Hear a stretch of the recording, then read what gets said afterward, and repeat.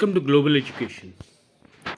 Indian Judiciary, Social Studies, Class 9, Chapter 11, Gujarat state board school text books. तो हम शुरू करते हैं इंडियन जुडिशरी। आपको हमने पहले ही बताया हुआ है कि there are 3 organs of the government. One is legislature, the second is executive, the third is judicial. तो लेजिस्लेचर और लेजिस्लेटिव और एग्जीक्यूटिव के बारे में हमने आपको पहले भी बताया हुआ है। लेजिस्लेटिव में आ गया ये जो पॉलिटिशियंस होते हैं, जो इलेक्ट होके जाते हैं ये। एग्जीक्यूटिव में आ गए जो राजशाही होते हैं, आईएएस आईपीएस ये सब। और जुडिशरी में जो जजेस होते हैं वो। तो अभी इंडियन कॉन्स्टिट्यूशन प्रोवाइड करता है कि जुडिशियल सिस्टम पूरे इंडिया में होना चाहिए। हर नागरिक को इसका फैसिलिटी मिलना चाहिए। Every citizen should get this facility, और वो भी सिस्टमैटिक ऑर्डर में, एक कानूनी तरीके से, एक सिस्टमैटिक तरीके से, एक ऑर्गेनाइज तरीके से, यूनिफॉर्म, सबको एक बराबर। और इसकी हायरार्की जो है वो पिरामिड के फॉर्म में है, वो भी हम देखेंगे। पिरामिड के फॉर्म में भी इसकी हायरार्की। इसके टॉप पर आता है सुप्रीम कोर्ट। सुप्रीम कोर्ट को एपेक्स कोर्ट भी कहा जाता है। सबसे ऊपर सुप्रीम कोर्ट, कॉन्स्टिट्यूशन ने प्रोवाइड किया है कि सबसे ऊपर सुप्रीम कोर्ट रहेगा। सुप्रीम कोर्ट के नीचे हर स्टेट में हाई कोर्ट्स रहेंगे। किसी किसी स्टेट में हाई कोर्ट नहीं है, जैसे आसाम वगैरह में मतलब एक से ज़्यादा स्टेट एक हाई कोर्ट यूज़ कर रही हैं। तो क्योंकि वो छोटी छोटी स्टेट्स हैं, उनकी आबादी भी कम है और काफ़ी पास में है, तो इसकी वजह से वहाँ पे एक हाई कोर्ट में 2-3 स्टेट्स यूज़ कर रही है एक हाई कोर्ट को। हाई कोर्ट के नीचे आता है डिस्ट्रिक्ट कोर्ट। अब देखिए, ये सुप्रीम कोर्ट है। सुप्रीम कोर्ट एपेक्स कोर्ट है। एपेक्स कोर्ट के नीचे सबऑर्डिनेट कोर्ट्स जो हो गए वो हो गए हाई कोर्ट्स। तो हाई कोर्ट जो होते हैं वो मिडिल लेवल पे आते हैं और पीक पे, टॉप पे सुप्रीम कोर्ट आता है। उसके नीचे आते हैं, उसके और नीचे जो आएंगे वो हाई कोर्ट के भी सबऑर्डिनेट कोर्ट्स कहलाएंगे। वो होते हैं डिस्ट्रिक्ट कोर्ट्स। वो हर डिस्ट्रिक्ट में है। तो यहाँ पे बोला गया था कि हर नागरिक को इंसाफ मिलना चाहिए। तो वो अब डिस्ट्रिक्ट लेवल तक चला गया। पहले सुप्रीम कोर्ट नेशनल लेवल पे था, नेशनल लेवल से स्टेट लेवल पे गया, स्टेट लेवल से गया डिस्ट्रिक्ट लेवल पे। हर डिस्ट्रिक्ट में एक डिस्ट्रिक्ट कोर्ट होना चाहिए। अब डिस्ट्रिक्ट से भी नीचे जाएगा, ग्राउंड लेवल पे तालुका कोर्ट आएंगे, यानी कि हर तालुका में कोर्ट होएगा। अब ये डिस्ट्रिक्ट कोर्ट के सबऑर्डिनेट कोर्ट्स हैं। तो तालुका कोर्ट्स जो है वो ग्राउंड लेवल पे आ गए। उनको ट्रायल कोर्ट्स भी हैं, फिर ट्रिब्यूनल्स भी हैं जो डिफरेंट नीड्स को केटर करते हैं, अलग अलग ऑब्जेक्टिव्स को, अलग अलग नीड्स को केटर करते हैं। तो इस तरह से जो कोर्ट की हायरार्की है, जुडिशरी की जो हायरार्की है, वो इस तरह से डिस्ट्रीब्यूटेड है। ये उसका डायग्रामेटिक फॉर्म है पिरामिड हायरार्की का। सबसे ऊपर में सुप्रीम कोर्ट, एपेक्स कोर्ट, उसके सबऑर्डिनेट कोर्ट्स आ गए chief court and tribunal, high courts. High courts जो है वो उसके सबऑर्डिनेट कोर्ट हो गए सुप्रीम कोर्ट के। उसके नीचे आए district court and taluka court, और उसके नीचे आते हैं और सबऑर्डिनेट कोर्ट, उनके भी trial court and special courts. तो इस तरीके से हायरार्की चलती है कोर्ट्स की। इसको कहते हैं पिरामिड हायरार्की, काफ़ी इंपॉर्टेंट है। अब आते हैं इंपॉर्टेंस ऑफ जुडिशरी। जुडिशरी क्यों चाहिए हमारे को? बिना जुडिशरी के काम नहीं हो सकता। इतने सारे तो सरकार ने कॉन्स्टिट्यूशन ने आपको वो दिए हुए हैं कि ये आईएएस आपका डिस्ट्रिक्ट कलेक्टर रहेगा, ये रहेगा, वो रहेगा, और आईपीएस वाला जो है पुलिस को हैंडल करेगा। इस तरह से जो इलेक्टेड मेंबर है आपका, वो आपकी नीड्स को देखेगा, आपको क्या चाहिए क्या नहीं चाहिए, देश को किस तरीके से ले जाना है, आपकी स्टेट को किस तरह से ले जाना है, आपका चीफ मिनिस्टर देखेगा, आपके विधायक, आपके पंचायत के लोग, down to the lowest level panchayat तक, तो म्यूनसिपैलिटी तक, पंचायत तक, सब लोगों का लिए तो संविधान ने प्रोवाइड करा है। तो फिर जुडिशरी का क्या ज़रूरत है? नहीं, ज़रूरत है। अगर किसी के राइट्स का हनन हो रहा है या किसी को लगता है कि उसके साथ प्रॉपर चीज़ नहीं हो रही है, उसके साथ कुछ खिलवाड़ हो रहा है, उसके साथ ठीक नहीं हो रहा है, तो उसको अधिकार है कि वो जाके बोले कि भैया मेरे साथ ये चीज़ ठीक नहीं हो रही है, I want to have it corrected. तो वो जाके कोर्ट में अपना केस रख सकता है, अपना पक्ष रख सकता है और उसको न्याय मिलना चाहिए। तो ये चीज़ संविधान ने दी है, हमारे कॉन्स्टिट्यूशन ने दिया है। और संविधान कहता है कि जुडिशरी जो है इम्पार्शियल होनी चाहिए, उसको ये नहीं लेना देना कि भैया ये अमीर आदमी का बेटा है या गरीब आदमी का बेटा है, ये प्राइम मिनिस्टर है तो ये आम नागरिक है, ये प्रेसिडेंट है ये आम नागरिक है, उसके नज़र में सब एक बराबर है। ये अमीर आदमी गरीब आदमी गोरा काला हिंदू मुस्लिम कुछ नहीं होता, वो टोटली इम्पार्शियल होना चाहिए जुडिशरी को, और फेडरल सिस्टम की तरह उसको काम करना चाहिए। और जो कॉन्स्टिट्यूशन ने राइट्स दिए हैं अपने सिटीजन्स को उसका प्रोटेक्ट करना चाहिए, वो देखना चाहिए कि वो राइट सिटीजन को मिल रहे हैं down to the lowest level कि नहीं मिल रहा है। और कोई भी मतभेद हो, कुछ कोई भी मतभेद हो या कुछ भी हो between the centre and state या बिटवीन द स्टेट्स, वो चीज़ को सॉल्व करने का काम जो है वो सुप्रीम कोर्ट का है। तो सुप्रीम कोर्ट जहाँ protection and preservation of rights of the citizen है, वहीं पर वो between the states, between the centre and the state भी वो न्याय कायम रखता है कि उसको देखना है कि सब कुछ संविधान के अनुसार कॉन्स्टिट्यूशन के अनुसार हो रहा है कि नहीं है। और बिटवीन स्टेट्स एंड सेंटर ठीक से जो डिवीजन बनाया गया है कि ये पावर सेंटर के पास है, ये पावर स्टेट के पास है, वो चीज़ ठीक से इम्प्लीमेंट हो रहा है कि नहीं हो रहा है। बिटवीन द स्टेट्स ऑल्सो जो जो चीज़ें डिफरेंसेस है वो चीज़ें ठीक करनी है, वो सब सुप्रीम कोर्ट का काम है। कॉन्स्टिट्यूशन को इंटरप्रेट करना है, किसी प्रोविजन ऑफ लॉ को इंटरप्रेट करना है, वो नहीं किसी को समझ में आ रहा तो उसकी कॉन्स्टिट्यूशनैलिटी, उसको इंटरप्रिटेशन, वो सब काम सुप्रीम कोर्ट का है। और उसको देखना है कि कॉन्स्टिट्यूशन जो है वो ठीक से इम्प्लीमेंट हो रहा है कि नहीं हो रहा है, ये सब चीज़ें सुप्रीम कोर्ट को देखनी है। कहीं पे भी कोई भी चीज़, वो प्रोटेक्टर ऑफ द कॉन्स्टिट्यूशन है, हर किसी के राइट्स का हनन हो रहा है, कुछ भी हो रहा है तो भी अगेन सुप्रीम कोर्ट को देखना है। लेजिस्लेचर एग्जीक्यूटिव जो है वो कोई कॉन्स्टिट्यूशनल लिमिटेशन को, कोई कॉन्स्टिट्यूशनल बाधा को क्रॉस ना करें। यानी कि जो आईएएस आईपीएस या जो बाबूशाही, जो भी आप जिस नाम से उसको कह लीजिए, या जो आपका इलेक्टेड नेता है, वो भी किसी चीज़ को गैर कानूनी तरीके से ना कुछ कर पाए, वो अपनी लिमिटेशंस नहीं क्रॉस कर पाए, और जो लिमिटेशन में उनको रहना है उधर ही रहे, और कॉन्स्टिट्यूशन को कोई भंग ना कर सके। और जुडिशरी को इंडिपेंडेंट होना है, आज़ादी से खड़ा होना है। भैया मैं ये रूलिंग पार्टी की तरफ हो गया, मैं जो मेरे को बताया गया हमारे डिप्टी कलेक्टर या कलेक्टर ने, उसके अनुसार मैंने फैसला किया, नहीं, ऐसा बिल्कुल नहीं है। जो न्याय है, जो कानून है, वही प्रिवेल करना चाहिए।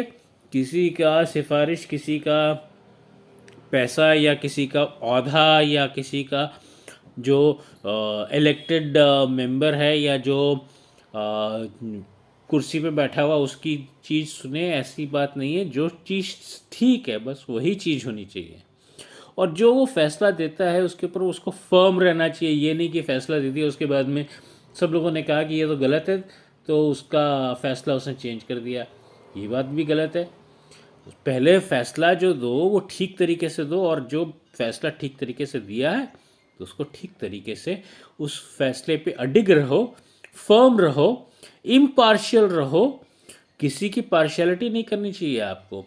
ये नहीं कि ये मेरे को ज़्यादा अच्छा लग रहा है शक्ल से, या ये ज़्यादा इन्फ्लुएंशियल पर्सन है तो, या ये ज़्यादा पैसे वाला है, रसूख वाला है, या ये इलेक्टेड मेंबर है, या ये कलेक्टर है तो इसकी तरफ मैं पार्शियलिटी करूं, नहीं। और किसी से डरना भी नहीं है, ऐसे किसी लोगों से फियरलेस होके अपनी जजमेंट देनी है। जो जुडिशरी है वो फाउंडेशन है डेमोक्रेसी का। वो इंश्योर करती है कि हर सिटीजन को, हर नागरिक को चीप, सस्ते, कम पैसे में इक्वल जस्टिस मिले, एक जैसी जस्टिस मिले, जिसमें कोई कोई गलती ना हो, कोई डिले ना हो, कोई देरी ना हो। Quick justice, justice delayed is justice denied. तो इम्पोर्टेंस क्या है जुडिशरी की? इम्पोर्टेंस तो बहुत है भैया। अलर्ट लेजिस्लेटिव और एग्जीक्यूटिव अगर अलर्ट है तो जुडिशरी अपने आप ही एक्टिव रहेगा। यानी कि जो इलेक्टेड मेंबर्स हैं आपके लेजिस्लेचर और एग्जीक्यूटिव, वो जब एक्टिव हैं तो ऑटोमेटिकली जुडिशरी जो है वो भी एक्टिव ही रहेगी। लेकिन अब ये स्टेटमेंट जो है ये पढ़िए एक बार। Administrative inactivity and irresponsible executive authoritativeness of legislature, impartial cognizant, independent fearless judiciary shown judicial inactiveness. ये चीज़ आपको ऐसे पढ़ने से नहीं समझ में आएगी। ठीक है, पढ़ लिया आपने, आपको समझ में आ गई तो ठीक है, लेकिन इसको अगर समझाना है मेरे को भी तो मैं भी आपको एक एग्जांपल से समझा सकता। जैसे आपने पिक्चरें तो खूब देखते होगे, पूछने की ज़रूरत नहीं है मेरे को। तो पिक्चरों में आपको क्या दिखाया जाता है कि किसी ने घूस दे दी और पुलिस ने जो है अपना क्या कहते हैं, एविडेंस हटा दिया या नया एविडेंस वहाँ पे रख दिया या एविडेंस गायब कर दिया किसी मर्डर साइट से या ऐसी वैसी साइट से, क्राइम की साइट से। तो या पॉलिटिशियन जो है उसने कुछ और स्टेटमेंट दे दिया, लोगों ने अपना, विटनेसेस ने अपना बयान बदल दिया। तो इस तरह का चीज़ें जो होती हैं वो होती हैं, प्रैक्टिकली होती हैं। और इंडियन जुडिशरी सिस्टम में आपने और एक चीज़ नोटिस करी होगी कि कोर्ट केस चल रहा है भैया, कई कई सालों से चल रहा है। वो जब जवान था आदमी तब उसने 30-40 साल की उम्र में करा था केस, और अभी वो 80 साल की एज पे पहुंच चुका हो, यानी कि 50 साल, 30 साल से 80 साल, 50 साल, अभी तक उसका फैसला नहीं आया है। तो आपने ये डायलॉग भी बहुत सुना होगा कि यहाँ पे कुछ मिलता है तो सिर्फ तारीख। तो बहुत फेमस डायलॉग है सनी देओल का, नहीं सुना तो जाके सुन लीजिएगा मूवी में। तो इस तरीके से जब ये क्या कहते हैं कि लेजिस्लेटिव और एग्जीक्यूटिव अपने काम से चूक जाते हैं, यानी कि एविडेंस को फोर्ज कर देते हैं पैसे के दम पे या किसी की इन्फ्लुएंस के दम पे, तो ऐसे में न्याय करना जुडिशरी के लिए इतना आसान नहीं होता है और जुडिशरी भी इनइफेक्टिव हो जाती है ऐसे कंडीशंस में। वो फियरलेस, इंडिपेंडेंट रहते हुए भी वो न्याय नहीं दे पाती है और इनइफेक्टिव हो जाती है, इनएक्टिव हो जाती है, इनइफेक्टिव हो जाती है। तो ये चीज़ यहाँ पे कही गई है। अब हम आते हैं एपेक्स कोर्ट। एपेक्स कोर्ट यानी कि सुप्रीम कोर्ट। सुप्रीम कोर्ट जो है वो है न्यू दिल्ली में। Supreme Court is the protector of the constitution of India, और वो किसी के जो राइट्स हैं उसका भी प्रोटेक्टर है, हर नागरिक के राइट्स का प्रोटेक्टर है। कॉन्स्टिट्यूशन ऑफ इंडिया ने सुप्रीम कोर्ट को जो है सबसे बड़ा और टॉप मोस्ट वहाँ पे बिठाया हुआ है। जो ये ट्रायंगुलर हायरार्की थी, पिरामिड हायरार्की, इसके टॉप पे, एपेक्स पोजीशन पे सुप्रीम कोर्ट पे बिठाया हुआ है। और सिविल और क्रिमिनल कोर्ट्स जो हैं वो सुप्रीम कोर्ट के जुरिस्डिक्शन के अंडर इंडिया में काम करते हैं, उसके दिशा निर्देश के अंडर इंडिया में काम करते हैं as per the law of the country. और ये सब काम करते हैं इंग्लिश में। यहाँ पे जो भाषा जिस पे काम करा जाता है दैट इज़ इंग्लिश। सबसे ऊपर रहता है यहाँ पे चीफ जस्टिस, उसको प्रेसिडेंट ऑफ इंडिया अपॉइंट करता है। उसके अलावा 28 जजेस रहते हैं उसके नीचे, वो अपनी सुपीरियरिटी के बेसिस पे अपॉइंट होते हैं। चीफ जस्टिस उनको रिकमेंड करता है और फिर उनकी अपॉइंटमेंट होती है। चीफ जस्टिस और दूसरे सीनियर जस्टिस जो होते हैं ना, वो उनको रिकमेंड करते हैं और फिर उनकी अपॉइंटमेंट होती है।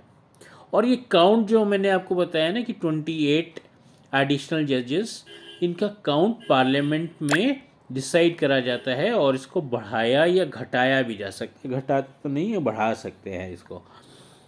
और प्रेसिडेंट जो है इसके अलावा एडहॉक जजेस भी अपॉइंट कर सकता है। अगर वर्कलोड बढ़ गया है जजेस का और प्रेसिडेंट को ऐसा लगता है कि ज़्यादा जजेस की ज़रूरत है, तो प्रेसिडेंट ऑफ इंडिया ये पावर रखते हैं कि वो एडहॉक जजेस भी अपॉइंट करें ताकि न्याय जो है लोगों को जल्दी से जल्दी मिले। क्वालिफिकेशन, और हमने यहाँ पे आपको बताया कि प्रेसिडेंट ऑफ इंडिया जो है चीफ जस्टिस को अपॉइंट करते हैं। तो ये ऐसा नहीं है कि चीफ जस्टिस को किसी को भी उठा के अपॉइंट कर दिया, आपको मेरे को, या वो जो गली में झाड़ू लगाता है उसको जाके प्रेसिडेंट ने अपॉइंट कर दिया चीफ जस्टिस। ऐसा नहीं है, उसके लिए भी क्वालिफिकेशंस हैं जो हमारे कॉन्स्टिट्यूशन ने ले डाउन करी हुई हैं। वो क्वालिफिकेशंस जो हैं जजेस के लिए, सुप्रीम कोर्ट के जजेस के लिए, वो ये है कि सबसे पहले तो वो सिटीज़न ऑफ इंडिया होना चाहिए, भारत का नागरिक होना चाहिए, और उसको जज के तौर पे किसी भी हाई कोर्ट में 5 साल या उससे ज़्यादा काम कर चुका होना चाहिए। यानी कि सिटीज़न ऑफ इंडिया और हाई कोर्ट जज फॉर 5 और मोर ईयर्स। अगर ये 5 और मोर ईयर्स का उसके पास एज जज ऑफ हाई कोर्ट नहीं है, किसी भी स्टेट का, हाई कोर्ट हर स्टेट में, तो अगर वो चीज़ नहीं है तो he should be an advocate in the high court किसी भी स्टेट के फॉर 10 और मोर ईयर्स, 10 साल या उससे ज़्यादा टाइम तक वो किसी न किसी हाई कोर्ट इंडिया में एज एडवोकेट काम कर चुका होना चाहिए, केसेस लड़ चुका होना चाहिए।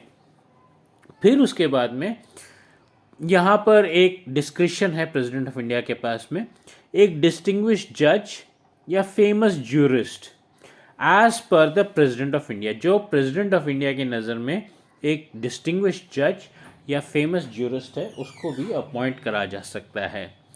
फिर आता है एज लिमिट। एज लिमिट है कि not over 65 years of age. क्यों? क्योंकि 65 ईयर्स ऑफ एज जो है वो रिटायरमेंट एज है सुप्रीम कोर्ट के जजेस की, इसके लिए तो उसका अपर एज लिमिट फिक्स्ड है। टाइम पीरियड पर हम आते हैं, तो एक सुप्रीम कोर्ट का जज, कोई भी अगर जज होता है तो वो ओथ ऑफ सीक्रेसी लेता है, वो अपनी निष्ठा, अपने सब कुछ कॉन्स्टिट्यूशन ऑफ इंडिया के प्रति समर्पित करता है, ओरली भी, वर्ड से भी, और रिटन प्लेज भी बनाता है। तो प्रेसिडेंट ऑफ इंडिया जो है वो उसको उसकी ओथ दिलवाते हैं, और जजेस ऑफ सुप्रीम कोर्ट को ये सारी ओथ दिलाई जाती है। उनका रिटायरमेंट एज जो है 65 ईयर्स का रहता है, और ये रिटायरमेंट एज जो है ये चेंज किया जा सकता है by framing a law in the parliament. तो और रिटायरमेंट के बाद में वो प्रैक्टिस नहीं कर सकते किसी भी इंडियन कोर्ट में। अगर वो रिटायरमेंट से पहले अपनी ड्यूटी निभाने में इनकेपेबल हो जाते हैं तो वो अपने आप अपना रेजिग्नेशन दे सकते हैं प्रेसिडेंट ऑफ इंडिया को, और वो उनका रेजिग्नेशन एक्सेप्ट कर सकते हैं, नहीं कर सकते, वो उनकी मर्ज़ी है। और उसके अलावा वो, मैंने जैसा आपको बताया कि वो किसी भी कोर्ट ऑफ लॉ में प्रैक्टिस नहीं कर सकते हैं इंडिया के, लेकिन उनको अपॉइंटमेंट दिया जाता है कमिटीज़ में।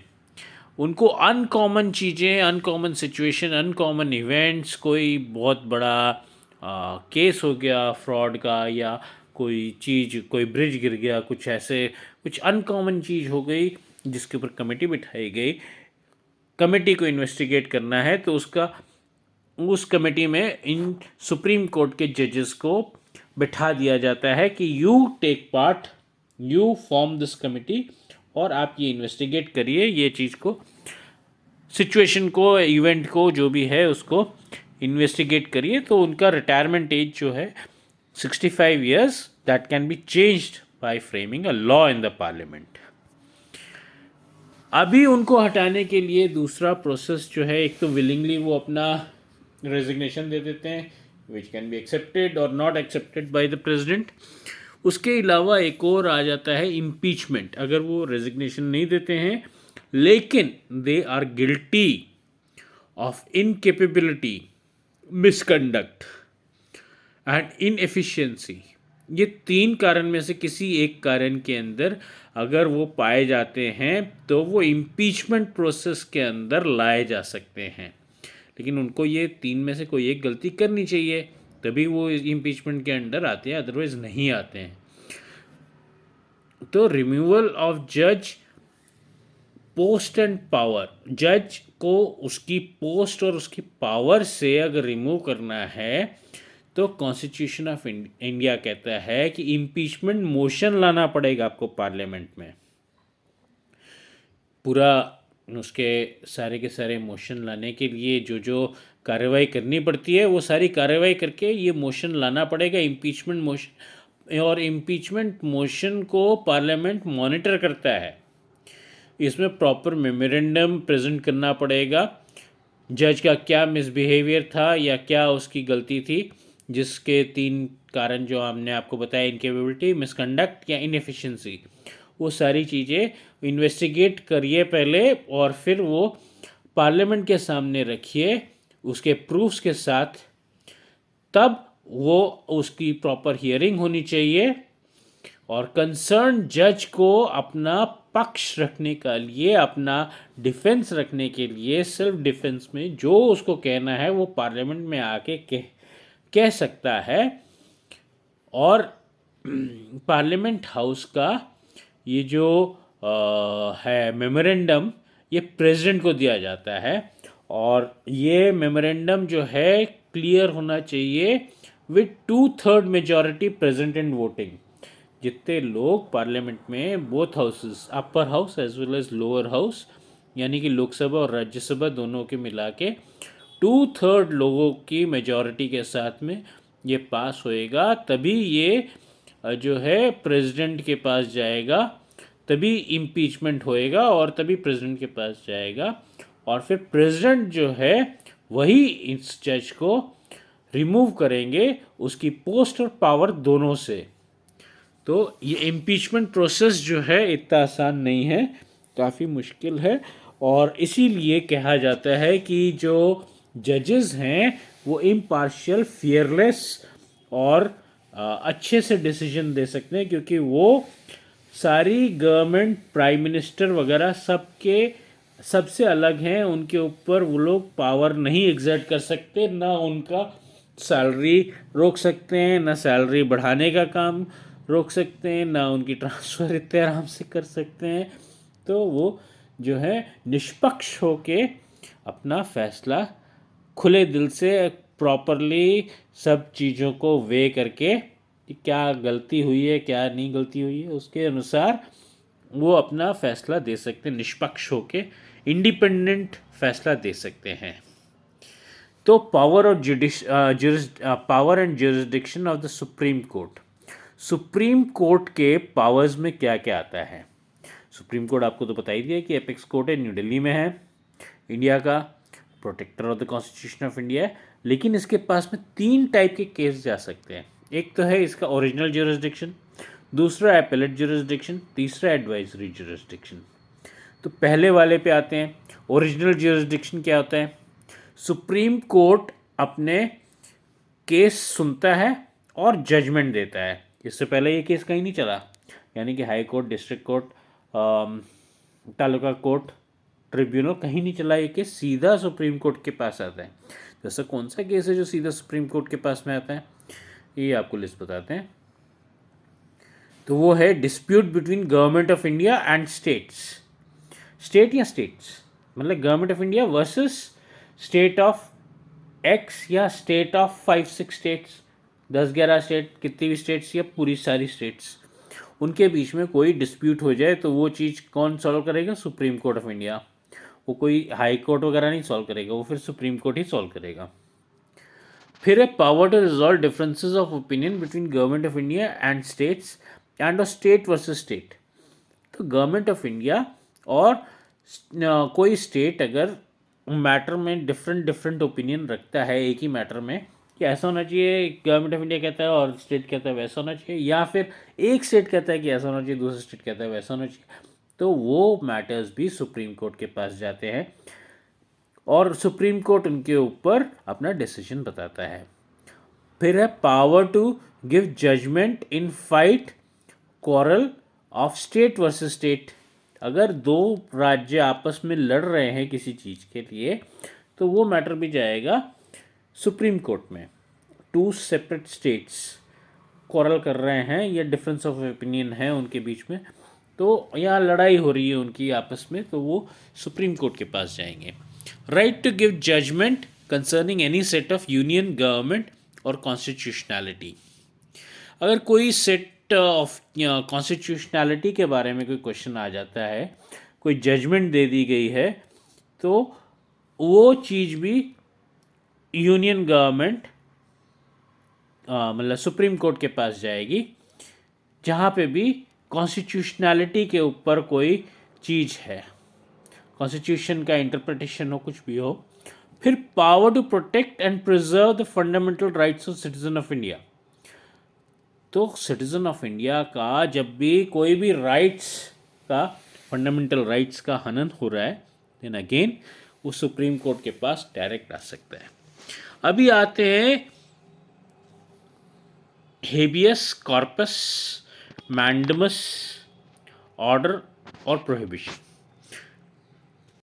हेबियस का मतलब होता है कि अगर किसी बंदे को डिटेन करा गया हुआ है, चाहे वो प्रिजन में डिटेन करा गया हो, चाहे पुलिस कस्टडी में डिटेन करा गया हो, चाहे मेंटल हॉस्पिटल में डिटेन करा गया हो, या और किसी जगह पे उसको डिटेन करा गया है, तो उसको कोर्ट की परमिशन से कोर्ट उसको डायरेक्ट कर सकता है कि you bring this person and let us investigate, let us see whether he is his detention is genuine और नॉट जेन्युइन। वो पागल है कि नहीं, वो करेक्ट तौर से वो प्रिजन में होना चाहिए था और प्रिजन में ही है या नहीं, ये सब चीज़ें कोर्ट अगर चाहे तो वो बुला सकता है।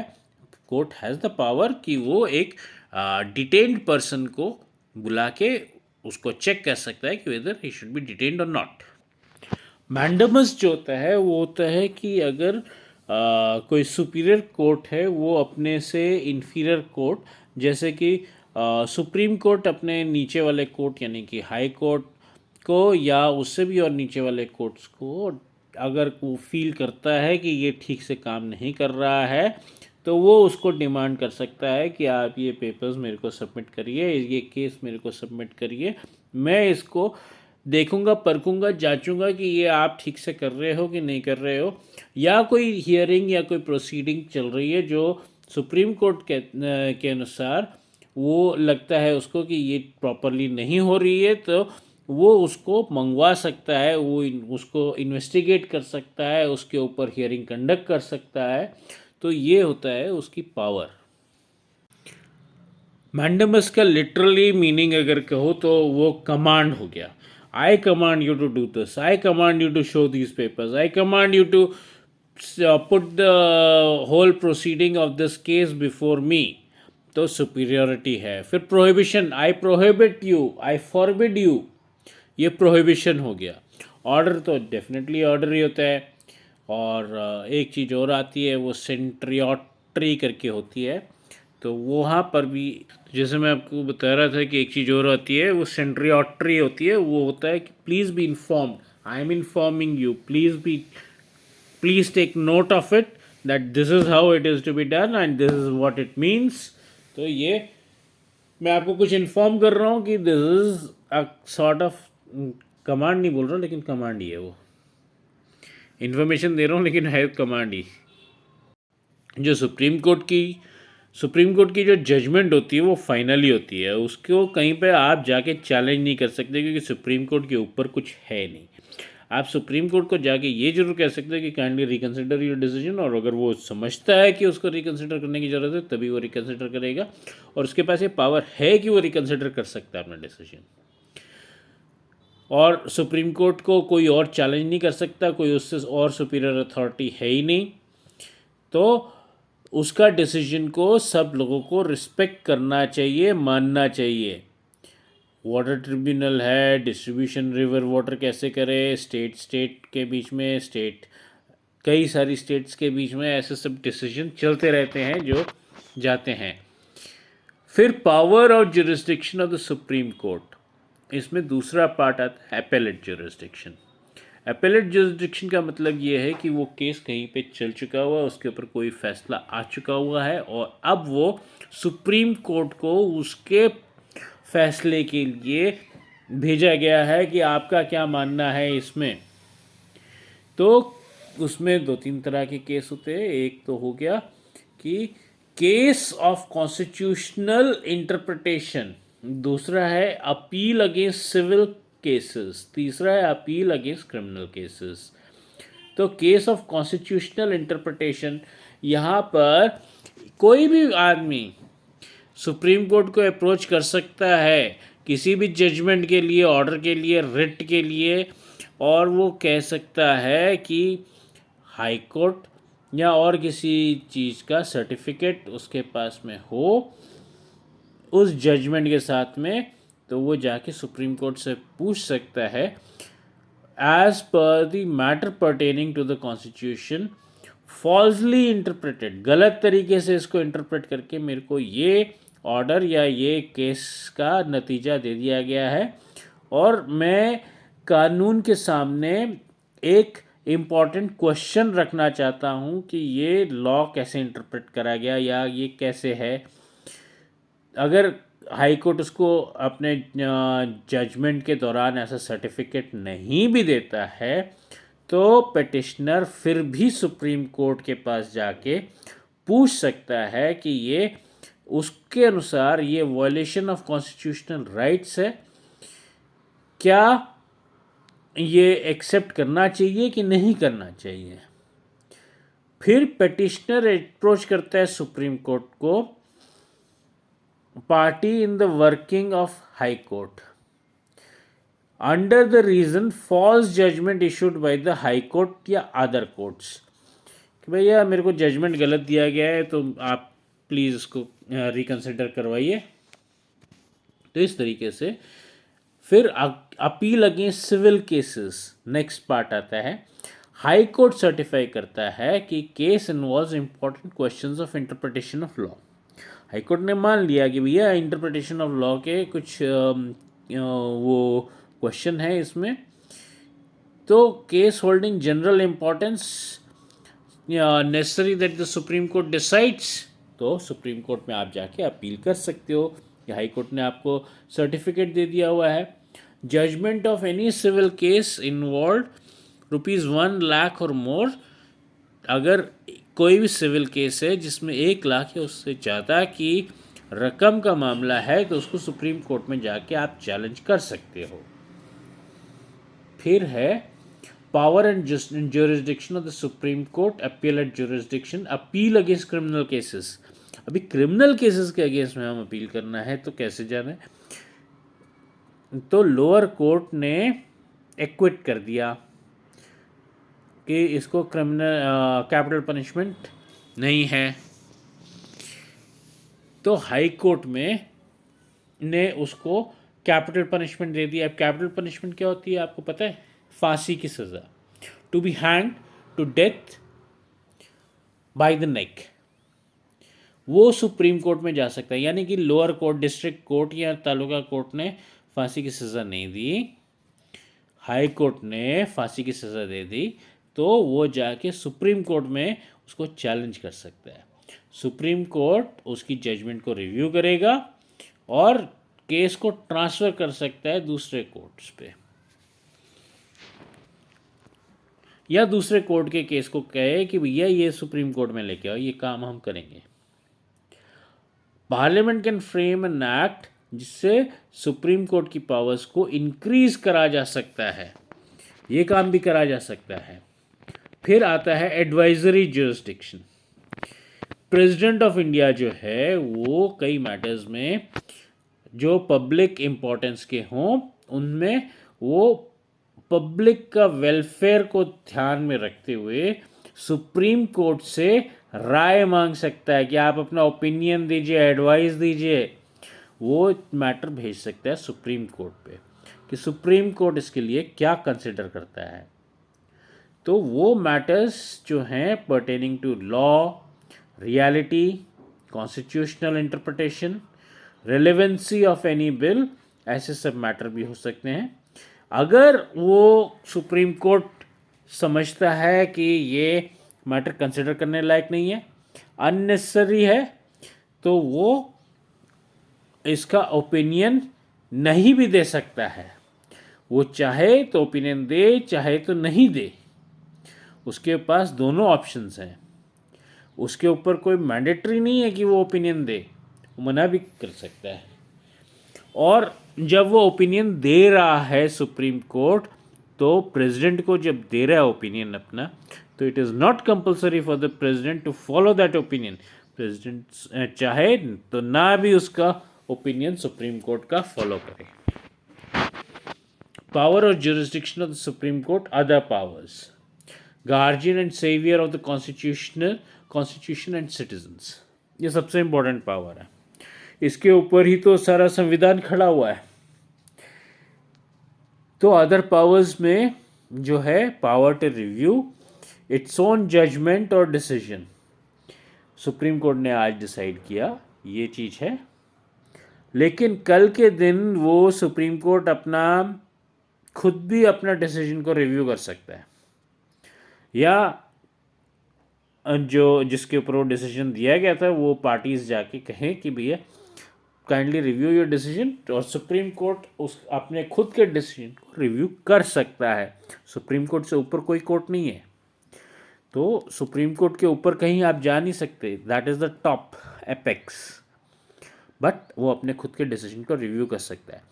फिर वो कॉन्टेम्प्ट ऑफ कोर्ट के लिए पनिशमेंट भी दे सकता है कि आपने कोर्ट की तौहीन करी है, कोर्ट को आपने नज़रअंदाज करा, आपने उसका इंसल्ट करी है, ऐसा भी कह सकते हो आप एक कंटेम्प्ट ऑफ कोर्ट को। तो राइट टू कॉन्स्टिट्यूशनल रेमेडीज़ जो है वो भी आपको प्रोवाइड करता है। कोई भी स्टेप टेकन बाय एग्जीक्यूटिव, जो राजशाही यानी कि कलेक्टर, ये सब जो लोग हैं आईएएस वाले, वो लोग, या कोई और कॉन्स्टिट्यूशन का पार्ट जैसे कि लेजिस्लेटिव, वो कोई चीज़ अनकॉन्स्टिट्यूशनल करते हैं, मेनली इसमें एग्जीक्यूटिव ही आता है। अगर वो कोई अपना डिसीजन या कोई लॉ या कोई चीज़ पास करते हैं जो कॉन्स्टिट्यूशन के खिलाफ होता है, या वो किसी के राइट्स का हनन कर रहा है, पब्लिक के राइट्स का, तो ये पावर दिया गया है सुप्रीम कोर्ट का कि सुप्रीम कोर्ट उसका जो भी उसने कहा है या करवा रहा है उसको नलीफाई कर सकता है, और वो एग्जीक्यूटिव से कह सकता है कि आप अपनी ये चीज़ वापस लीजिए।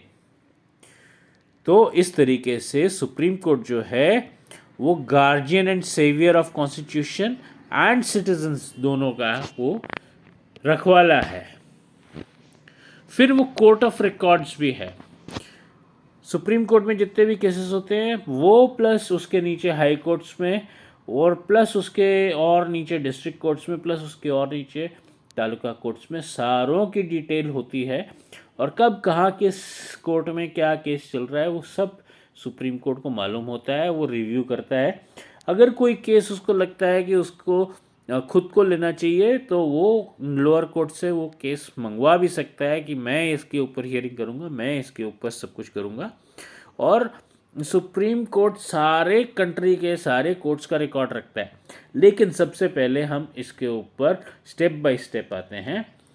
वो एविडेंशियल वैल्यू है, सुप्रीम कोर्ट में जितने केसेस हुए, क्या रिकॉर्ड उसमें था, क्या उसमें प्रक्रिया रही, क्या किस तरीके से केस चला, क्या उसमें हुआ, किसने क्या बोला, किसने क्या नहीं किया, क्या एविडेंस रखा गया, क्या ऑब्जेक्शन रखा गया, क्या उसमें ग्राउंड रियलिटी थी, और क्या उसमें डिसीजन आया, ये सारी चीज़ का रिकॉर्ड सुप्रीम कोर्ट में होता है। फिर judgment of supreme court permanent document होते हैं, और वो सब को एक्सेप्ट करने पड़ते हैं और वो अपने सारे केसेस को पब्लिश कर देता है ताकि उसके लोअर कोर्ट, सबऑर्डिनेट कोर्ट्स सारे उस जजमेंट को देख के उसको रेप्लिकेट कर सके और वो उसको रेफरेंस के तौर पे यूज़ करते हैं सबऑर्डिनेट कोर्ट्स उसके सुप्रीम कोर्ट के जजमेंट्स और डिसीजंस को कि सुप्रीम कोर्ट ने ये केस में ऐसे ऐसे चीज़ें थी तो सुप्रीम कोर्ट ने ये डिसाइड किया था तो ठीक है, अब हम भी कॉपी पेस्ट कर देते हैं, इसमें भी वैसी वैसी कंडीशंस हैं, कॉपी पेस्ट डिसीजन यही डिसीजन चलेगा। Any court showing disapproval contempt can be punished.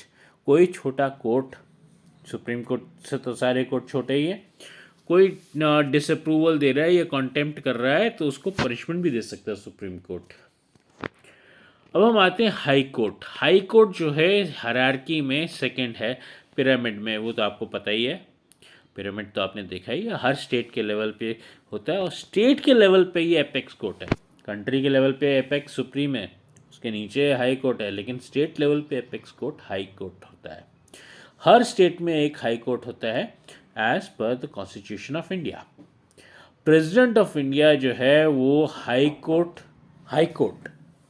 जो होता है सुप्रीम कोर्ट के बाद में सेकंड आता है हायरार्की में, पिरामिड में नंबर 2 लेवल पे हाई कोर्ट आता है। तो हाई कोर्ट जो होता है, जनरल परसेप्शन सब लोगों की यही रहती है कि हर स्टेट में एक हाई कोर्ट होता है। तो वो परसेप्शन भी अभी हम तोड़ेंगे आपकी। हमने क्लास 8 की जुडिशरी में भी ये परसेप्शन आपकी तोड़ी थी और आपको कुछ बताए थे इसके बारे में, अभी थोड़ी देर में हम वो भी बताएंगे वापस। तो हर स्टेट में जो हाईएस्ट कोर्ट है वो हाई कोर्ट है। तो high court is the apex court of that state, ये अगर आप कहो तो ये ट्रू है। और the apex court of India is supreme court. National level पे एपेक्स कोर्ट जो है सुप्रीम कोर्ट है, स्टेट लेवल पे एपेक्स कोर्ट हाई कोर्ट है। तो एवरी स्टेट में एक हाई कोर्ट होता है जो कॉन्स्टिट्यूशन ऑफ इंडिया के तरफ से प्रोवाइड करा गया है। प्रेसिडेंट ऑफ इंडिया जो है वो एम्पावर्ड होता है कि एक कोर्ट जो है एक से ज़्यादा स्टेट्स पे भी काम कर सकता है। जैसे पंजाब, हरियाणा और चंडीगढ़, एक स्टेट हो गई पंजाब, एक स्टेट हो गई हरियाणा, 2 स्टेट, और एक चंडीगढ़, एक यूनियन टेरिटरी। तो 2 स्टेट्स प्लस 1 यूनियन टेरिटरी के ऊपर काम करता है हाई कोर्ट, एक सिंगल हाई कोर्ट जो चंडीगढ़ में है। फिर आता है high court of Assam. High court of Assam का जो जुरिस्डिक्शन है वो आता है मणिपुर, मेघालय, नागालैंड, त्रिपुरा, मिजोरम, अरुणाचल प्रदेश, 6 स्टेट्स। 6 स्टेट्स के साथ में आप आसाम को मत भूलिए, आसाम इज ऑल्सो देयर। तो 7 स्टेट्स, 7 सिस्टर्स का एक हाई कोर्ट है, दैट इज इन आसाम। तो दिस इज ऑल्सो पॉसिबल। जो मैंने आपको कहा था ना कि एक भ्रम रहता है सब लोगों का कि जो हाई कोर्ट है वो एक ही होता है एक स्टेट का। दूसरा भ्रम और भी होता है लोगों के अंदर कि हाई कोर्ट जो है that is always in the capital of that state. तो वो चीज़ भी आपको तोड़ देते हैं। जो गुजरात का हाई कोर्ट है that is not in Gandhinagar but in Ahmedabad. Ahmedabad में भी एसजी हाईवे पर है और 16 नामक जगह है, वहाँ पर है वो। तो फिर उसके बाद में यूपी का एक कोर्ट जो है वो हाई कोर्ट जो है वो लखनऊ के अलावा और एक जगह पे भी है, तो वो दूसरी जगह है इलाहाबाद। खैर वहाँ पे तो वो एक bench of high court is sitting at Allahabad, तो वो ऐसे फुल कोर्ट नहीं कह सकते आप, फुल हाई कोर्ट नहीं कह सकते, but a bench of high court है वो। अच्छा, तो हाई कोर्ट के फॉर्मेशन के बारे में हम आ जाते हैं। तो chief justice of high court जो है उस स्टेट का, हर स्टेट में हाई कोर्ट है, एक स्टेट का जो chief justice of that states high court है उसका अपॉइंटमेंट कैसे होता है। उसका अपॉइंटमेंट भी प्रेसिडेंट ऑफ इंडिया के द्वारा ही होता है और वो कंसल्ट करता है चीफ जस्टिस ऑफ इंडिया, यानी कि सुप्रीम कोर्ट के चीफ जस्टिस को कंसल्ट करता है, plus governor of that respective state. जिस स्टेट का वो हाई कोर्ट है उस स्टेट के गवर्नर को भी कंसल्ट करते हैं प्रेसिडेंट, और साथ में सुप्रीम कोर्ट के चीफ जस्टिस को कंसल्ट करके वो हाई कोर्ट के, उस स्टेट के हाई कोर्ट के चीफ जस्टिस को अपॉइंट करते हैं। प्रेसिडेंट ऑफ इंडिया जो है वो रिप्रेजेंटेटिव है। जब प्रेसिडेंट ऑफ इंडिया इलेक्ट होते हैं तो उनको प्राइम मिनिस्टर और कैबिनेट ऑफ मिनिस्टर्स जो हैं वो इलेक्ट करते हैं, वो उनको रिकमेंड करते हैं और फिर उनका प्रेसिडेंशियल इलेक्शन होता है। तो ये जो प्रेसिडेंट है he is also a representative of the PM and the cabinet, तो वो पीएम और कैबिनेट को भी कंसल्ट करते हैं।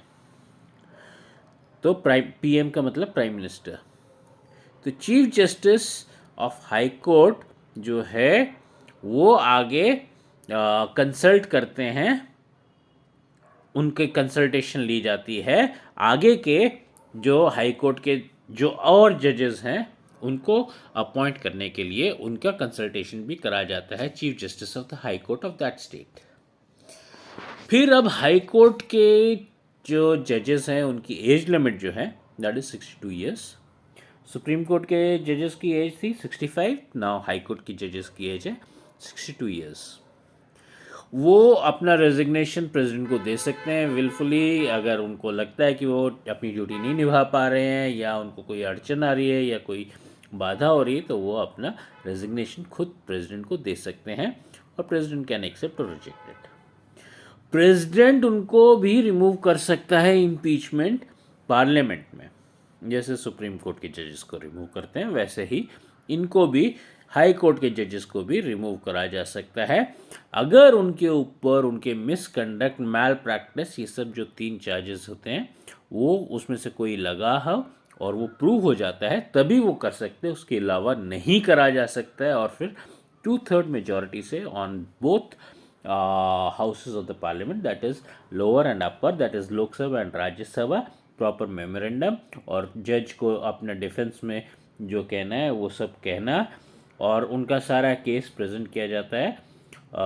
जो भी उसमें एविडेंस कलेक्ट किया गया, जो इन्वेस्टिगेशन हुआ, वो सब चीज़ प्रेजेंट किया जाता है एंड जज जो है वो भी अपना डिफेंस उसमें रख सकता है। And after that 2/3 majority of the members present in voting, फिर जाके वो मेमोरेंडम जो है प्रेसिडेंट के पास मूव करता है and then the president takes action और वो इम्पीचमेंट के अनुसार वो निकाल सकता है जज को। तो कैन द जज be transferred anywhere in India? Yes, एक हाई कोर्ट के जज को कहीं पे भी इंडिया में ट्रांसफ़र करा जा सकता है। तो आगे है नंबर ऑफ जजेस is not the same in all high courts. Her state में उसकी अपनी पॉपुलेशन है, उसका अपना एरिया है, उसका अपना चीज़ें देखने वाली हैं, तो वो उस स्टेट को जजमेंट लेना है कि उसको कितने जजेस की ज़रूरत है, कितने केसेस आ रहे हैं, क्या आ रहा है, तो वो अकॉर्डिंग टू दैट उसकी जजमेंट लेके according to that high courts में डिफरेंट हाई कोर्ट्स में डिफरेंट नंबर ऑफ जजेस हैं, they may not be equal. अगर प्रेसिडेंट ऑफ इंडिया फील करता है कि वर्कलोड बढ़ गया हाई कोर्ट में, तो वो एडहॉक इंचार्ज जज को अपॉइंट कर सकता है 2 साल के टर्म के लिए और सारा का सारा वर्क जो है हाई कोर्ट का वो इंग्लिश लैंग्वेज में होता है। और अगर लेजिस्लेटिव असेंबली यानी कि स्टेट असेंबली अगर रेजोल्यूशन पास करे तो हाई कोर्ट जो है उस स्टेट का अपने रीजनल लैंग्वेज, अपनी वर्नाकुलर लैंग्वेज में भी वो कर सकता है, फंक्शन कर सकता है। तो अगर गुजरात का वो है तो गुजराती लैंग्वेज में वो गुजरात स्टेट का हाई कोर्ट जो है फंक्शन कर सकता है। पंजाब का है तो पंजाबी लैंग्वेज में फंक्शन कर सकता है। अगर बंगाल का है तो बंगाली लैंग्वेज में फंक्शन कर सकता है वो स्टेट का high court, but subject to the legislative assembly ने अगर पास किया तो। फिर क्वालिफिकेशन ऑफ जजेस ऑफ हाई कोर्ट। सबसे पहले सिटीजन ऑफ इंडिया, वो तो गांठ मार के रख लीजिए, हर एक जज में आएगी।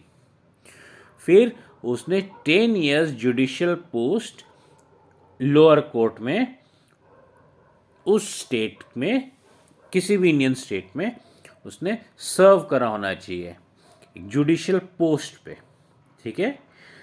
10 years नहीं तो 10 years of practice as advocate in the high court. High court में 10 years की प्रैक्टिस होनी चाहिए उसकी। डिस्टिंग्विश्ड ज्यूरिस्ट, कोई प्रमुख मान्यता जिसकी प्रसिद्धि काफ़ी फैली हुई हो, वैसा jurist, constitutional expert, famous law maker.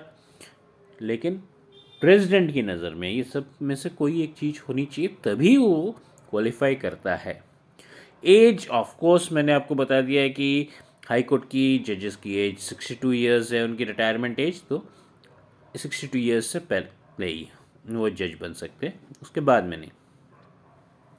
और उनको भी ओथ ऑफ सीक्रेसी लेनी पड़ती है, जो उनको गवर्नर, उनकी स्टेट का गवर्नर दिलवाता है, या गवर्नर ने जिसको डेजिग्नेट किया, जिस पर्सन को अपॉइंट किया, वो उनको दिलवाता है। और उनको ओरल प्लस लिखित, रिटन, दोनों प्लेज साइन करनी पड़ती है, oral oath and written pledge. Written pledge के ऊपर भी उनका साइन लिया जाता है, जैसे सुप्रीम कोर्ट में हुआ था वैसे ही। Jurisdiction of high court, high court की जुरिस्डिक्शन भी वैसे ही है जैसे सुप्रीम कोर्ट की जुरिस्डिक्शन है। 3 टाइप की पावर, 1 नंबर पे जो है वो है ओरिजिनल जुरिस्डिक्शन, नंबर 2 पे आती है एपेलेट जुरिस्डिक्शन, और 3rd नंबर पे आती है एडमिनिस्ट्रेटिव जुरिस्डिक्शन। अब ओरिजिनल जुरिस्डिक्शन वो है जहाँ पे कि हाई कोर्ट एम्पावर्ड है पूरी हियरिंग करने का, डायरेक्शन देने का, ऑर्डर, रिट, हैबिबास कॉर्पस जो मैंने आपको थोड़ी देर पहले बताया, वो सब कुछ करने का। किसी person, authority, government वॉलेशन fundamental rights का, किसी भी चीज़ का सिटीज़न के साथ अगर फंडामेंटल राइट्स का वॉलेशन हुआ तो वो सब चीज़ें हाई कोर्ट सुन सकता है। ओरिजिनल जुरिस्डिक्शन सीधा हाई कोर्ट में जाके केस प्रेजेंट होएगा, लोअर कोर्ट यानी कि तालुका कोर्ट, डिस्ट्रिक्ट कोर्ट कुछ नहीं, सीधा हाई कोर्ट में। और उसके पास अथॉरिटी होती है कोई कंपनीज के बारे में, मैरिज के बारे में, डाइवोर्स के बारे में, alimony, contempt of court, land revenue, imbursement, land reforms, returns, ये सब के बारे में भी वो केसेस सुन सकता है। कोई रिट पिटिशन वहाँ पे करे challenging the judgment of lower court, civil, criminal, कुछ भी, तो वो petition challenging provisions provided in entrance courts, जो प्रोविजंस प्रोवाइड करे गए हैं एंट्रेंस कोर्ट में, उसके चैलेंज करते हुए कोई पिटिशन डाले तो वो भी सीधा हाई कोर्ट में जा सकता है। फिर अपेलेट जुरिस्डिक्शन हाई कोर्ट की, हाई कोर्ट जो है वो पिटिशन सुनता है, चाहे वो सिविल हो चाहे क्रिमिनल हो। पिटिशन जो पिटिशन जजमेंट को चैलेंज कर रहा है लोअर कोर्ट की या ट्रिब्यूनल कोर्ट की, उसकी जजमेंट को चैलेंज कर रहा है, वो उसका केस भी वो सुनता है। फिर सेशन कोर्ट ने अगर जजमेंट करी किसी भी व्यक्ति को उस स्टेट के जिसको उसने पनिश किया, 4 साल या उससे ज़्यादा की पनिशमेंट दी, तो उसको भी आप हाई कोर्ट में प्रेजेंट कर सकते हो। अगर उसको कैपिटल पनिशमेंट मैंने आपको पहले भी बता दिया कि फांसी की सज़ा होती है, तो कैपिटल पनिशमेंट अगर सेशन कोर्ट ने या उससे कोई लोअर कोर्ट ने उससे लेस सीवियर पनिशमेंट दी थी, तो वो चीज़ भी जाके आप high court of that state में जाके चैलेंज कर सकते हो। पिटिशनर अनसेटिस्फाइड है ट्रिब्यूनल के जजमेंट से, तो भी वो जाके हाई कोर्ट में केस फाइल कर सकता है, पिटिशन दे सकता है। High court has the power to decide, अगर लॉ के बारे में कोई क्वेश्चन है, कॉन्स्टिट्यूशनल इंटरप्रिटेशन के बारे में कोई क्वेश्चन है, तो हाई कोर्ट के पास भी पावर है उसको डिसाइड करने का, तो वैसा केस भी हाई कोर्ट में डाला जा सकता है। फिर एडमिनिस्ट्रेटिव जुरिस्डिक्शन के ऊपर आते हैं हाई कोर्ट का। हाई कोर्ट के पास अथॉरिटी है कि वो अपने नीचे के सारे सबऑर्डिनेट कोर्ट्स यानी कि district court, taluka court, tribunals, उस स्टेट के जो भी है उसके सबऑर्डिनेट कोर्ट्स, उनकी सारी कार्रवाई के ऊपर सुपरवाइज करे, उनके कार्य प्रणाली सब चीज़ों के ऊपर सुपरवाइज कर सकता है। और अगर कोई उसको ज़रूरत समझे तो वो केस को सबॉर्डिनेट कोर्ट से अपने पास बुला के कि ये केस हमारे पास लड़ा जाना चाहिए हमारी निगरानी में ड्यू टू एनी रीज़न, तो वो कोर्ट को हाई कोर्ट में जाके वो केस फिर लड़ा जाएगा, चाहे वो डिस्ट्रिक्ट कोर्ट का हो, चाहे तालुका कोर्ट का हो, चाहे किसी ट्रिब्यूनल का हो। और कोर्ट में कैसे काम करना है उसके लिए कोई लॉज बनाने हैं, प्रोसीजर कैसे चलना है, उसके प्रोसीजर फंक्शन कोर्ट का, उसके नीचे सबॉर्डिनेट कोर्ट्स के लिए, सुप्रीम कोर्ट के लिए नहीं, अपने नीचे वाले कोर्ट्स के लिए या अपने लिए, तो उसके लिए जनरल लॉज फ्रेम कर सकता है, कंट्रोल प्रोसीजर फंक्शनिंग चेक्स, और कैसे उसका रिपोर्टिंग ले, कैसे उसका क्या करें। तो हर एक फ़ीस का जो है वो कितनी फ़ीस किस टाइप के केस में लगेगी, किस टाइप के स्टैम्प पेपर पे क्या वैलिडिटी है, किस टाइप के स्टैम्प से, छोटे छोटे स्टैम्प आपने देखे होंगे कोर्ट में, judiciary stamps, non judicial stamp paper, पता नहीं क्या कुछ होता है, तो वो सारी चीज़ का कितने का फ़ीस, क्या किस टाइप की चीज़ के लिए कितनी फ़ीस लगनी है, वो सारी चीज़ें हाई कोर्ट डिसाइड कर लेता है फॉर दैट स्टेट। और जो भी प्रोविज़न है कॉन्स्टिट्यूशन के उसको ठीक ठाक से प्रॉपरली फॉलो करा जा रहा है कि नहीं करा जा रहा है स्टेट में, वो चीज़ के ऊपर भी ये हाई कोर्ट का एडमिनिस्ट्रेटिव जुरिस्डिक्शन रहता है।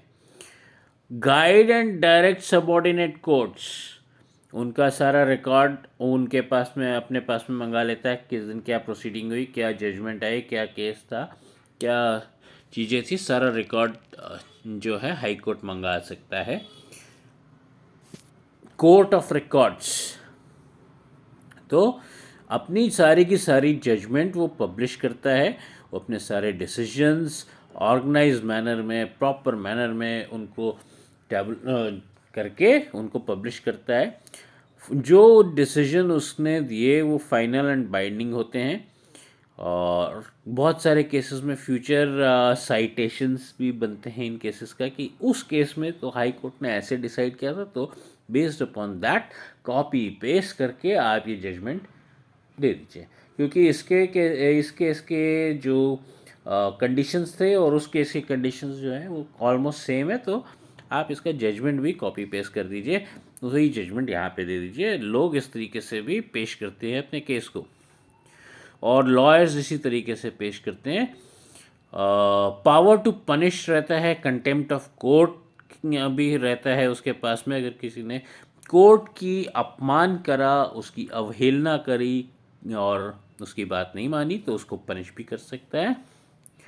हाई कोर्ट ऑफ गुजरात, मैंने आपको पहले ही बता दिया है कि एसजी हाईवे यानी कि सरखेज गांधीनगर हाईवे पे 16 नामक जगह पर है, और ये गांधीनगर में नहीं है। सबॉर्डिनेट कोर्ट्स, ईच स्टेट जो है वो एडमिनिस्ट्रेटिव यूनिट्स में डिवाइड होती है, कि स्टेट के अंडर आता है डिस्ट्रिक्ट के अंडर आता है तालुका के अंदर आती है छोटी छोटी सिटीज़, जिसके अंदर म्यूनसिपैलिटीज़ ऐसे वैसी चीज़ें होती है, नहीं तो फिर गांव जिसके अंदर पंचायत होती है। तो ये जो कोर्ट्स हैं वो उसके स्टेट के सबॉर्डिनेट कोर्ट्स जो हैं वो आ जाते हैं डिस्ट्रिक्ट कोर्ट के बाद में और नीचे लेवल पे तालुका कोर्ट, फिर क्रिमिनल कोर्ट, रेवेन्यू कोर्ट, इस तरह से taluka court, fast track court, POTA court, tribunal, special courts, यहाँ पे कोर्ट का स्पेलिंग थोड़ा गलत हो गया है, ठीक कर लीजिएगा, power under the supervision of high court, ये सब चीज़ फंक्शन करते हैं under the supervision of the high court of that particular state. District जज को अपॉइंटमेंट कैसे करेंगे, तो गवर्नर जो है in consultation with high court, उस स्टेट के हाई कोर्ट का से कंसल्ट करते हुए गवर्नर जो है उस स्टेट का गवर्नर, वो किसी भी जज का प्रमोट कर सकता है या उसको डिस्ट्रिक्ट कोर्ट में अपॉइंट कर सकता है या प्रमोट कर सकता है।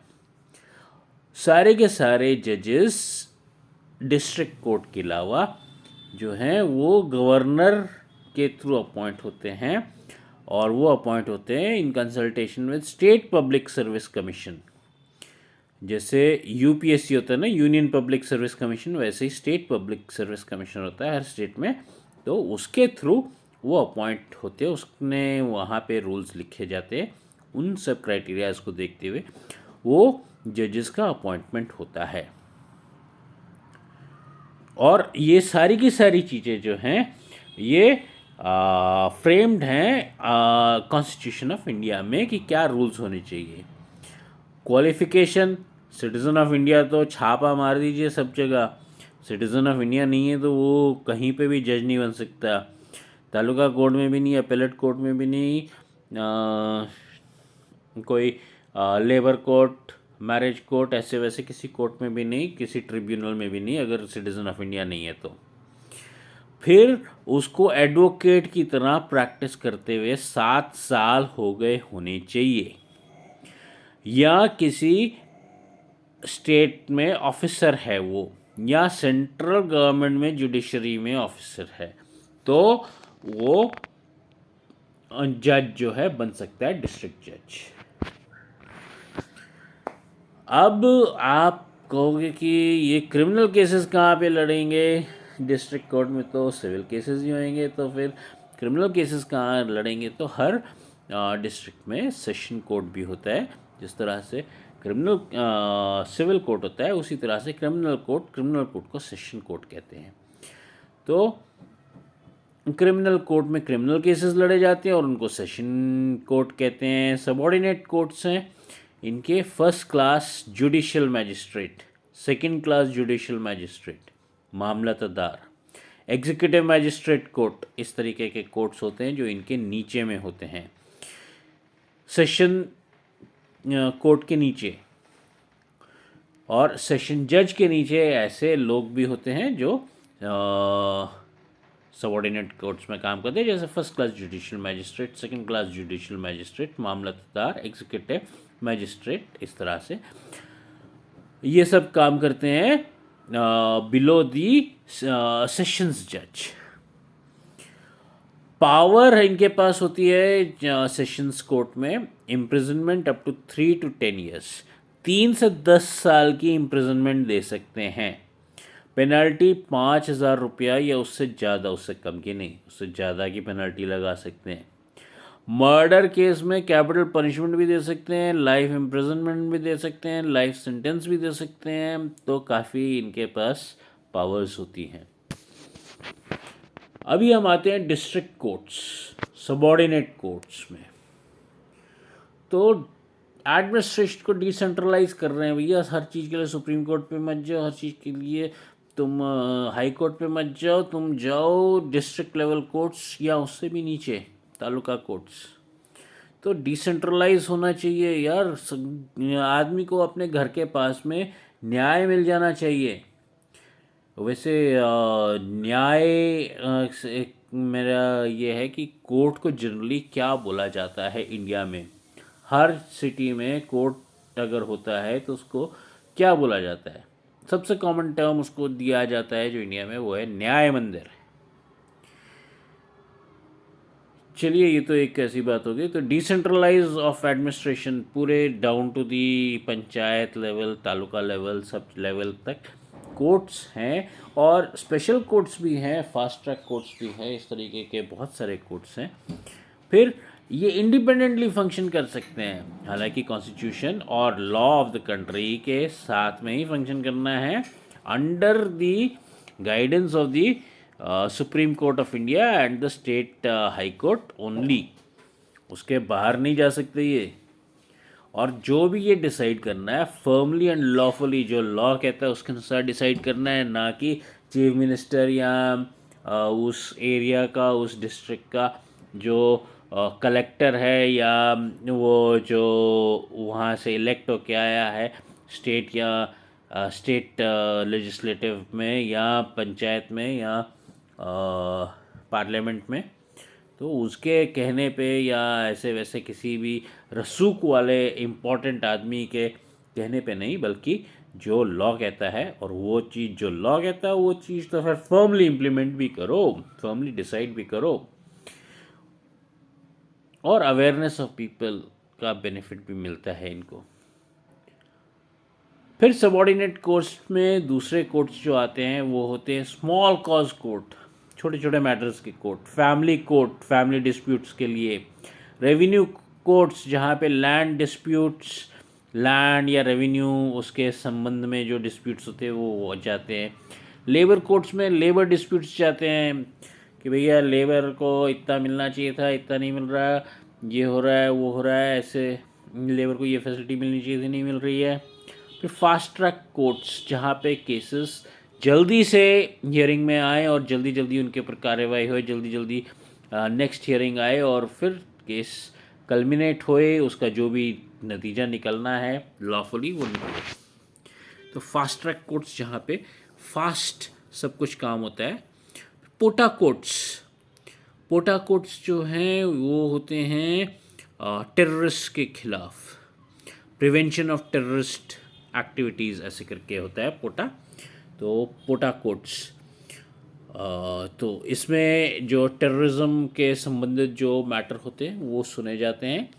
ट्रिब्यूनल्स, अलग अलग टाइप के अलग अलग ट्रिब्यूनल्स होते हैं, जैसे लॉस रिकवरी करने के लिए, कॉम्पनसेशन के लिए, लॉस रिकवरी यानी कि date recovery tribunal, consumer protection forum, कोई एक्सीडेंट हो गया तो उसमें व्हीकल से चोट लगी तो उसके लिए क्या कॉम्पनसेशन मिलेगा एक्सीडेंट का, ये वो का, ऐसे सब ट्रिब्यूनल्स भी होते हैं।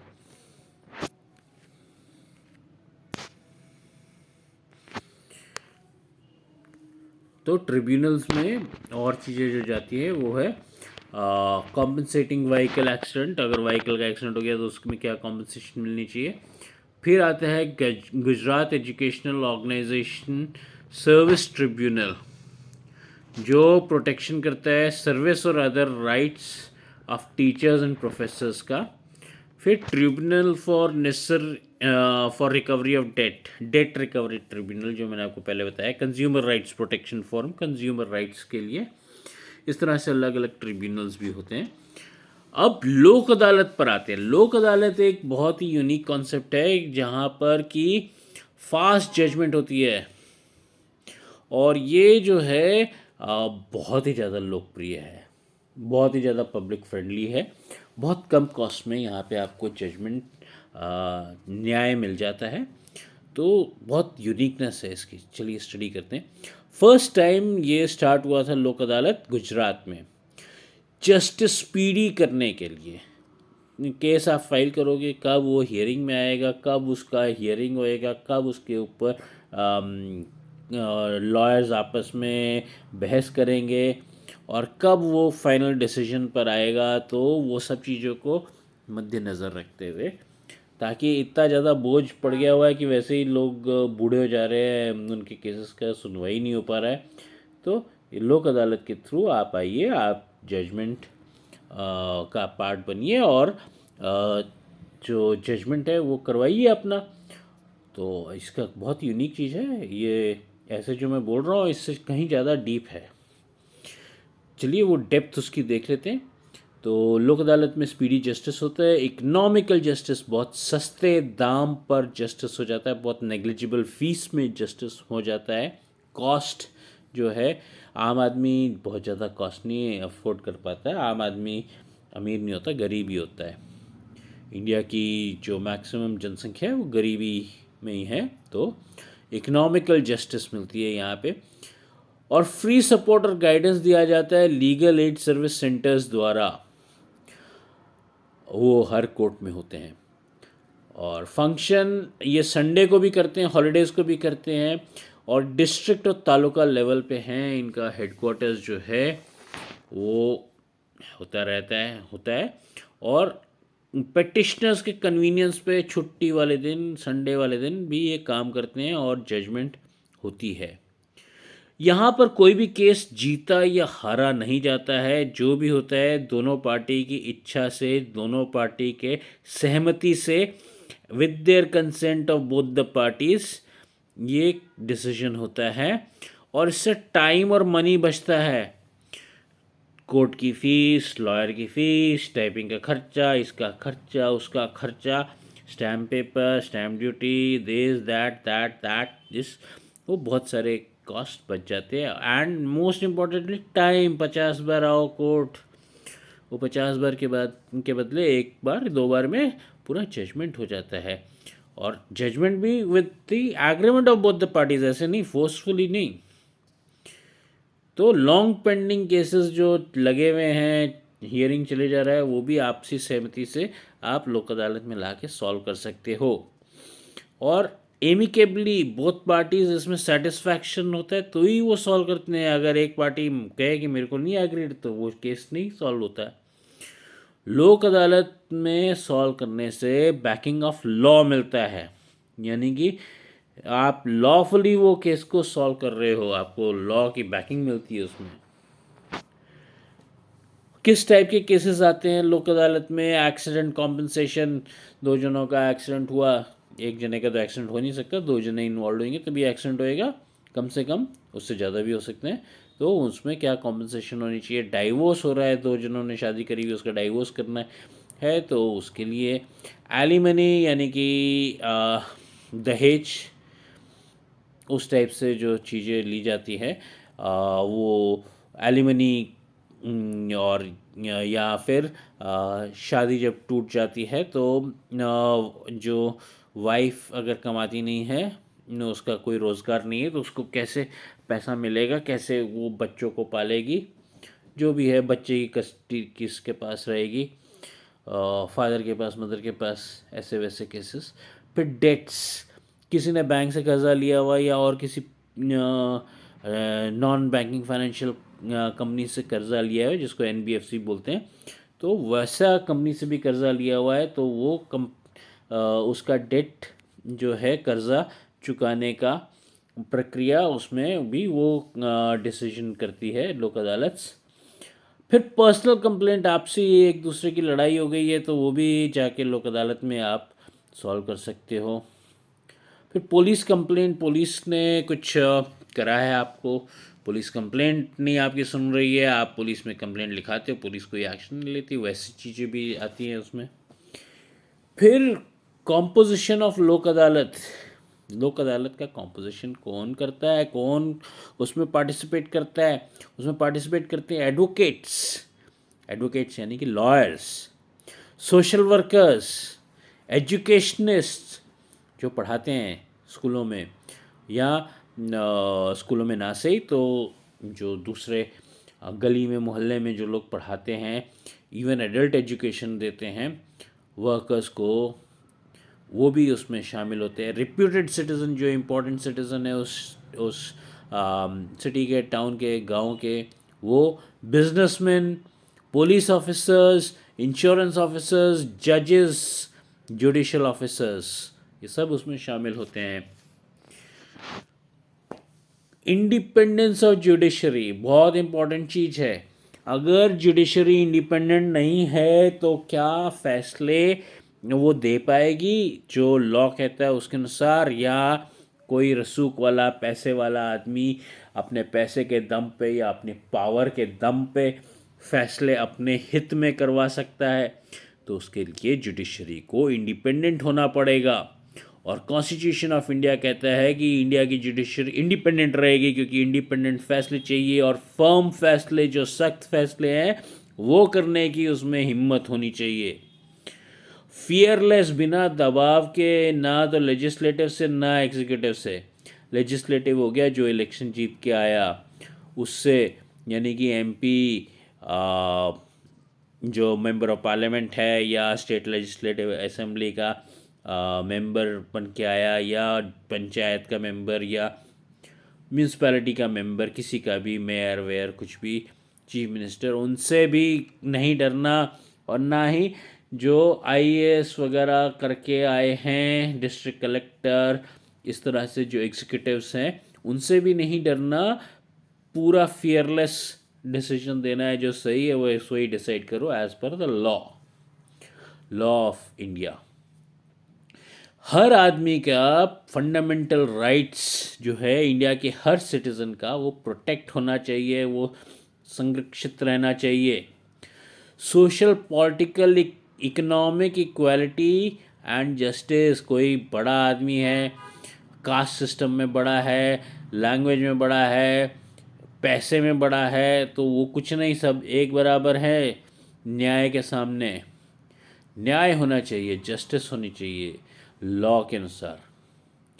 Judiciary non inclined bias towards government, government ने ये डिक्लेयर किया तो हम जुडिशरी जो है वो उसकी तरफ बायस नहीं होनी चाहिए, उसके पक्षपात नहीं होना चाहिए।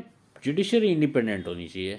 गवर्नमेंट कुछ भी करे, एडमिनिस्ट्रेशन कुछ भी करे, judiciary should be totally separate.